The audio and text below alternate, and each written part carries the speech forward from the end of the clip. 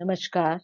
मैं केंद्रीय विद्यालय पिकेट की स्नातक हिंदी शिक्षिका बी अन्नपूर्णा आपके सामने मानसिक तनाव से संबंधित बदलती तस्वीर कहानी प्रस्तुत करने जा रही हूँ। कहानी कुछ इस प्रकार है।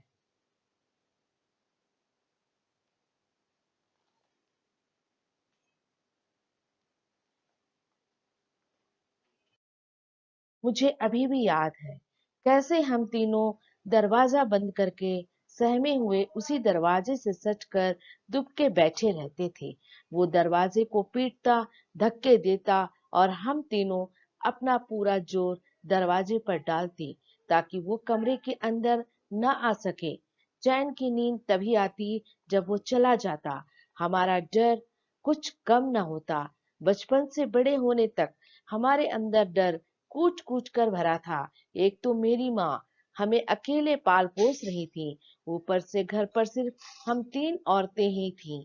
घर पे कोई मर्द ना हो तो दुनिया को देर नहीं लगती औरतों को असुरक्षित महसूस कराने में। मेरी माँ और मेरी बहन को साथ फिल्में देखना बहुत पसंद था।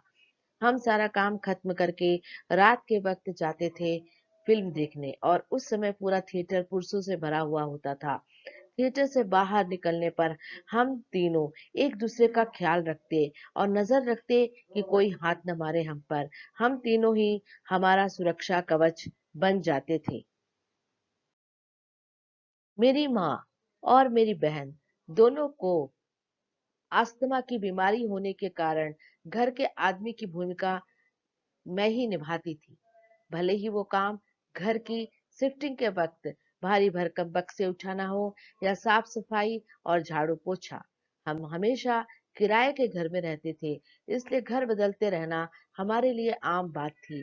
जिंदगी में एक रखवाले का किरदार मुझे इतनी जल्दी निभाना पड़ा, इसलिए मैं कभी कभी काफी तनाव में आ जाती थी। इतनी छोटी सी तो थी मैं।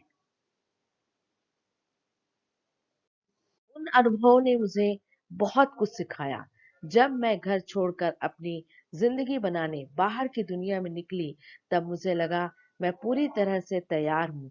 पहले मैं अकेले रहने की सोच भी नहीं सकती थी, पर आज मुझे अकेले रहने में कोई प्रॉब्लम नहीं है।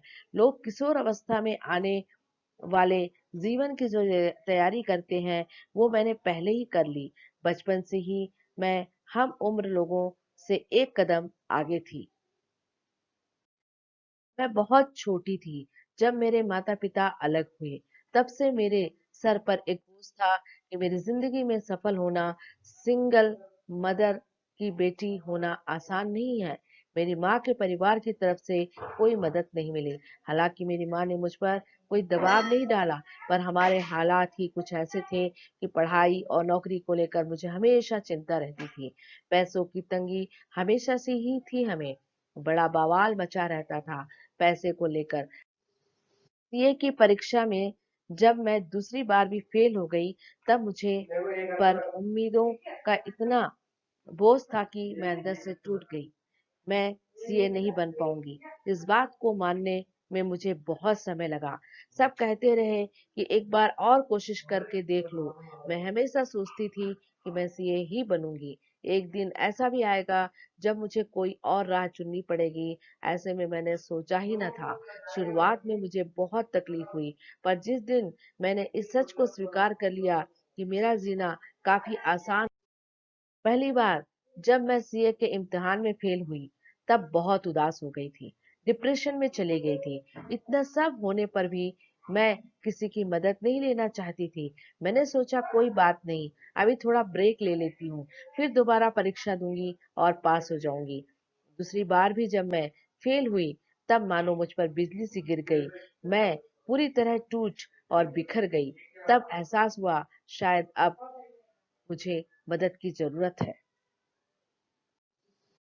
मैं हफ्तों हफ्तों उदास रहती थी। उस वक्त मेरे बॉयफ्रेंड ने मेरा साथ छोड़ा तो मुझे बहुत तकलीफ हुई। उस परिस्थिति से सामना करने में ऐसा शायद इसलिए लगा क्योंकि बचपन से ही देखा था कि लोग कैसे एक के बाद एक हमें अकेला छोड़कर चले जाते हैं। हमें सिखाया जाता था कि घर में एक मर्द का होना बहुत ज़रूरी है, उससे हमें सुरक्षा मिलेगी, हमें जीने का आधार मिलेगा।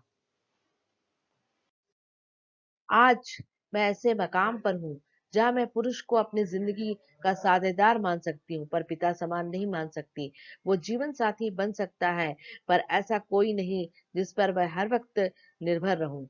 उससे मदद ले सकती हूँ, पर उसे अपने सहारे की लाठी नहीं बना सकती। रिश्ते नातों के प्रति मेरे विचार काफी बदल गए। एक बॉयफ्रेंड को मैं अपनी ढाल न समझकर एक टेनिस पार्टनर समझती हूँ।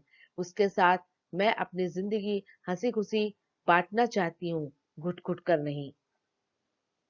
मैं लगभग 2 साल थेरेपी लेती रही। सबको लगा अब तो मैं मुझे सही मदद मिल रही है, अब मैं ठीक हो जाऊंगी। मैं एक साइकियाट्रिस्ट के पास भी गई। सबने यही कहा, मुझे बस थोड़ी सी उदासी और डिप्रेशन है, जो थेरेपी से ठीक हो जाएगा।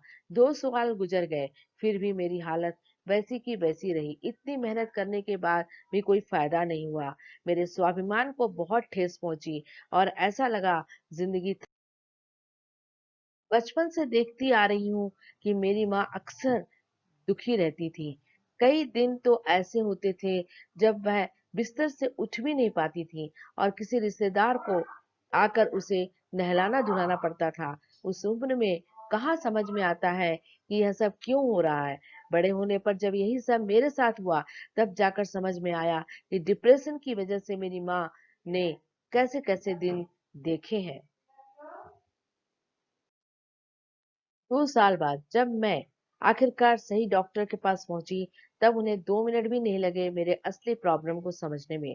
मेरी हालत को सुधारने के लिए इलाज का विशेष प्लान बनाया गया।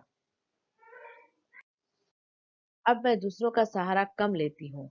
मैंने अपनी देखभाल खुद करना सीख लिया है।